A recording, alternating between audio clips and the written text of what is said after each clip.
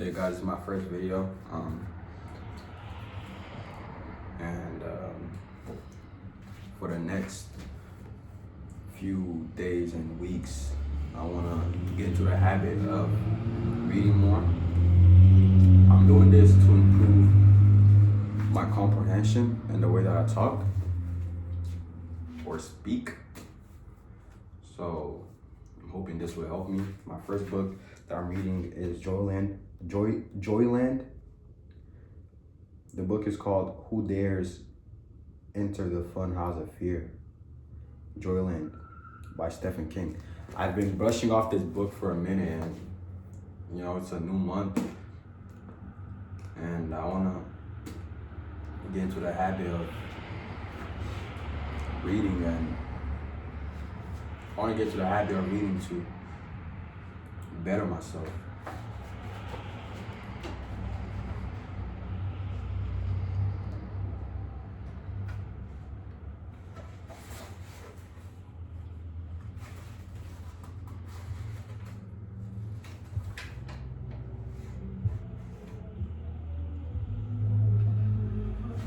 Alright, this is like the page, like the pre-intro, I guess.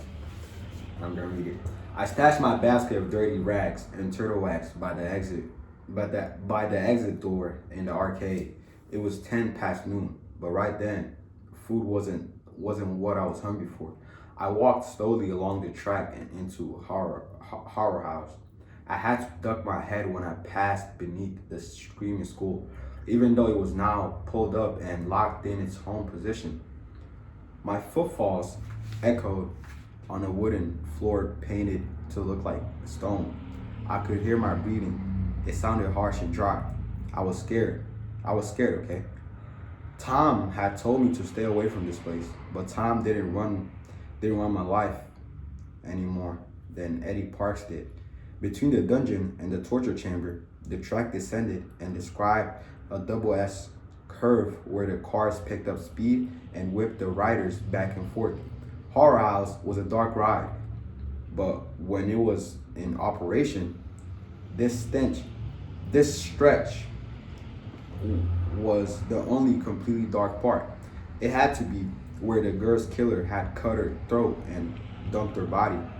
How quick he must have been, and how certain of exactly what he was going to do. I walked slowly down the double S, thinking it would not be beyond Eddie to hear me and shut off the overhead work lights as a joke. To leave me in here to feel my way past the murder site with only the sound of the wind and that one slapping board to keep me company. And just suppose, a young girl's hand reached down that darkness and took mine. I think it's in the first page. Oh, never mind. JOYLAND by Stephen King. For Donald Westlake. I had a car, but on most days in that fall of 1973, I walked to JOYLAND from Miss Shoplaw's beachside accommodations in the towns of Heavens Bay. It seemed like the right thing to do, the only thing, actually. By early September, Heaven Beach was almost completely deserted, which suited my mood. That fall was the most beautiful of my life. Even 40 years later, I can say that. I was never so unhappy. I can say that too. People think first love is sweet, and never sweeter than when that first bond snaps. You've heard 1,000 pop and country songs that prove the point. Some fool guy is heartbroken. Yeah, that first heartbroken is always the most painful, the slowest to mend, and leaves the most visible scar. What's so sweet about that? Through September and right into October, the North Carolina skies were clear and the air was warm even at 7 in the morning. When I left my second floor apartment by the outside stairs, why am I reading like AI? Damn. If I started with the light jacket on, I was wearing a tie around my waist before I finished half of the 3 miles between the town and the amusement park. I'd make Betty's Bakery my first stop, grabbing a couple of still warm croissants. My shadow would walk with me on the sand, at least 20 feet long. Hopefully ghosts, smelling the croissants in their wax paper, would circle would circle overhead. I'm reading like a robot, bro. All right. And when I walk back, usually around 5, although sometimes I stayed later, there was nothing waiting for me in Heaven's Bay, a town that mostly went sleepy by when summer was over. My shadow walked with me on the water. If the tide was in, it would waver on the surface, seeming to do a slow holla, holla, holla, whatever. Although I can't be completely sure, I think the boy and the woman and their dog were there from the first time I took that walk. The shore between the town and the cheerful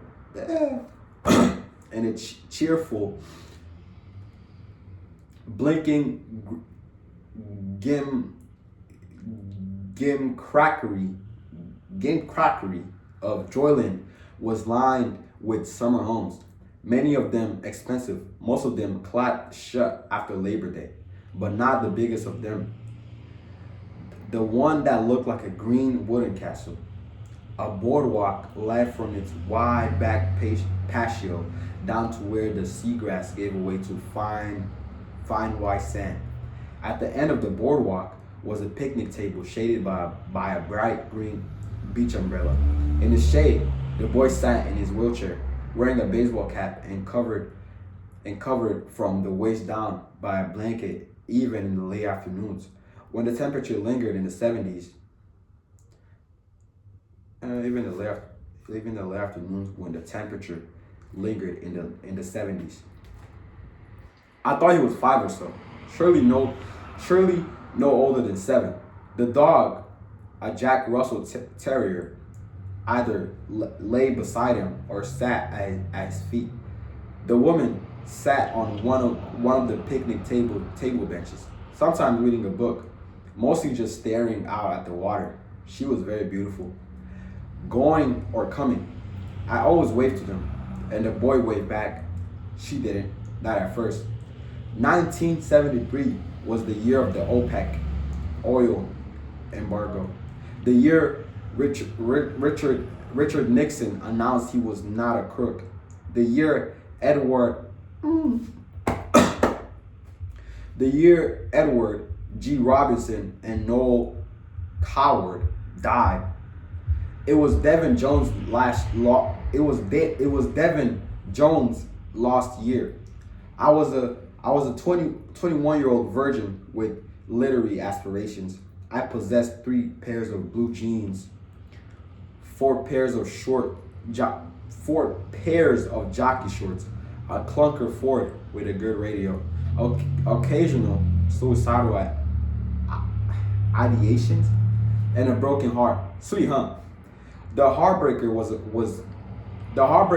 Wendy Keegan, and she didn't deserve me. It's taken me most of my life to come to that conclusion, but you know the old song, better late than never. She was from Portsmouth, New Hampshire. I was from South Berwick, Maine. That made her practically the girl next door. We had begun going together, as we used to say, during our freshman year at UNH. We actually met at the freshman mixture, and how sweet is that? Just like one of those pop songs. We were inseparable for 2 years. Went everywhere together, and did everything together. Everything that is, but it. We were both work-study kids with university jobs. Hers was in the library. Mine was in the Commons cafeteria. We were offered the chance to hold on to those jobs during the summer of 1972. And of course we did. The money wasn't great, but the togetherness was priceless. I assumed that would also be the I assumed that would also be the deal during the summer of 1973 until Wendy announced that her friend Renee had gotten them jobs working at Flanny's in Boston. Where does that leave me? I asked. You can always calm down, she said. I'll miss you like mad, but really, Dev, we could probably use some time apart. A phrase that is very often a death knell. She may have seen that idea on my face because she stood on tiptoe and kissed me. Absence makes the heart grow fonder, she said. Besides, with my own place, maybe you can stay over. But she didn't quite look at me when she said that. And I never did stay over. Too many roommates, she said. Too little time. Of course, such problems can be overcome. But somehow we never did. Which should have told me something which should have told me something. In retrospect, it tells me a lot. Several times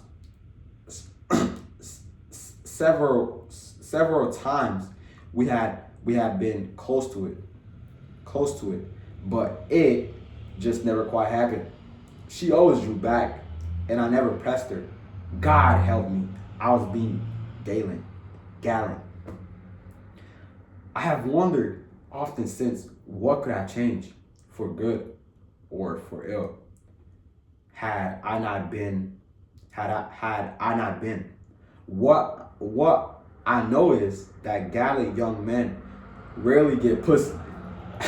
Put it on a sampler and hang it in the kitchen. The prospect of another summer moping. What does gallant even mean? I'll probably search that after I finish. The prospect of another summer mopping cafeteria floors and loading elderly commons dishwashers with dirty plates didn't hold much charm for me. Now with Wendy 70 miles south, enjoying the bright lights of Boston, but it was steady work, which I needed. And I didn't have any other prospects. Then in late February, one literally came down the dish line to me on the conveyor belt. Someone had been reading Carolina Living while he or she smurfed that day's blue plate luncheon special, which happened to be Mexicali burgers and caramba fries. He or she had left the magazine on the tray, and I picked it up along with the dishes. I almost tossed it in the trash, then did it. Free reading material was, after all, free reading material. I was a work study kid, remember? I stuck it in my back pocket and forgot about it until I got back to my dorm room. There, it flopped onto the floor, open to the classified section at the back. While I was changing my pants, whoever had been reading the magazine had circled several job possibilities. Although, in the end, he or she must have decided none of them was quite right. Otherwise, Carolina Living wouldn't have come riding down the conveyor belt. Near the bottom of the page was an ad that caught my eye, even though it hadn't been circled.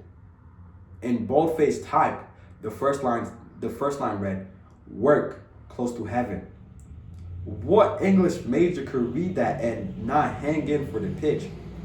And what glum 21-year-old beset with the growing fear that he might be losing his girlfriend would not be attracted by the idea of working in a place called JOYLAND.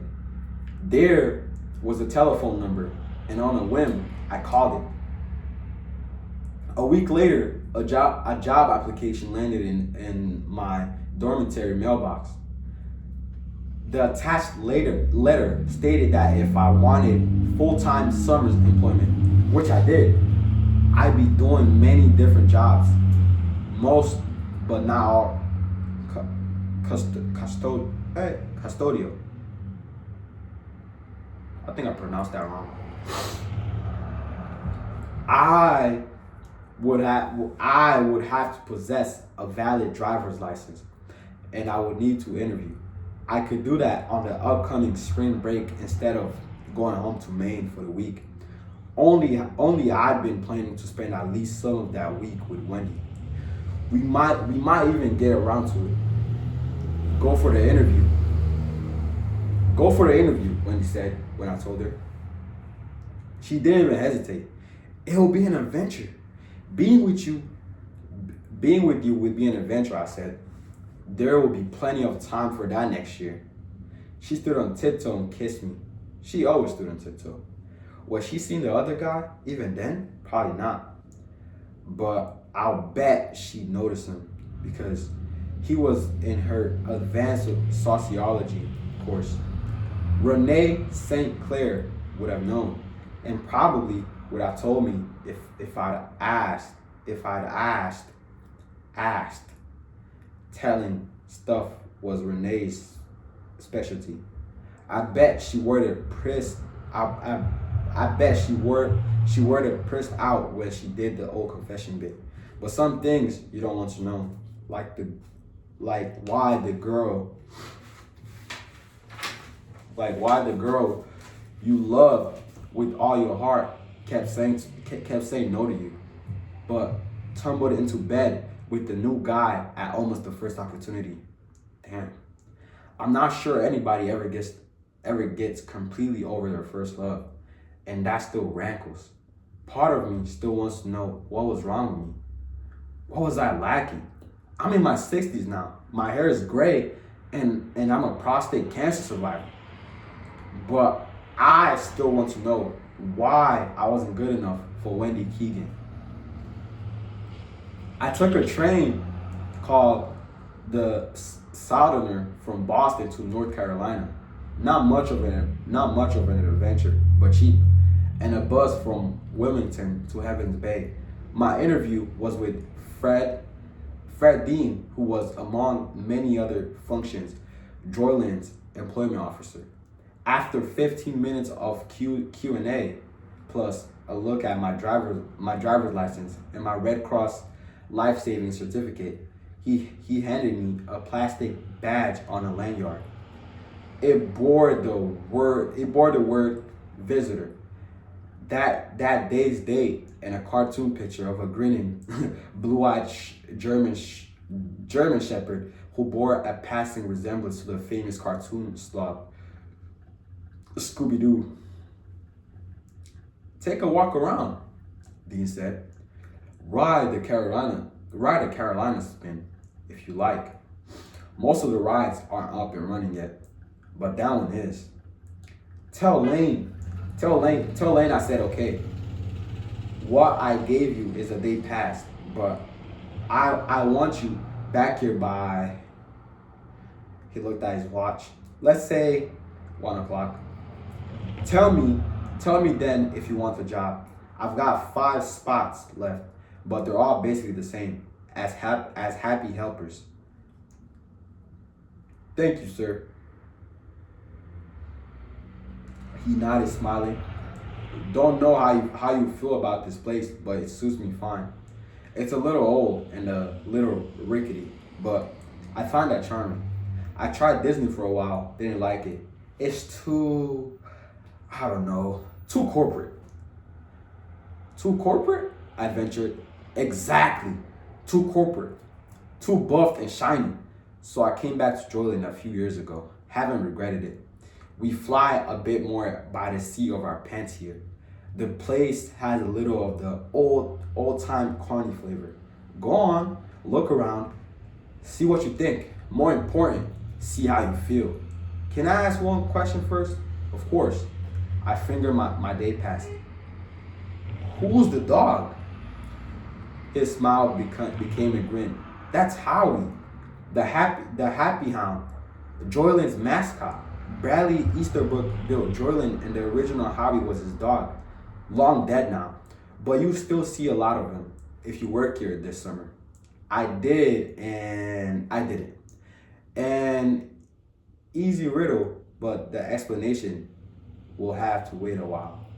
Joyland was an indie, not as big as Six Flags Park, and nowhere near as big as Disney World.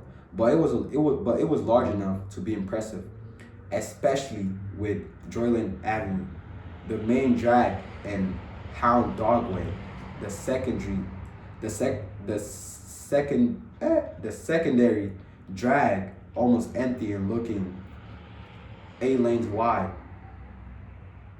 I heard the whine of power saws and saw plenty of workmen, the largest crew swarming over the Thunderbolt, one of Joyland's two coasters.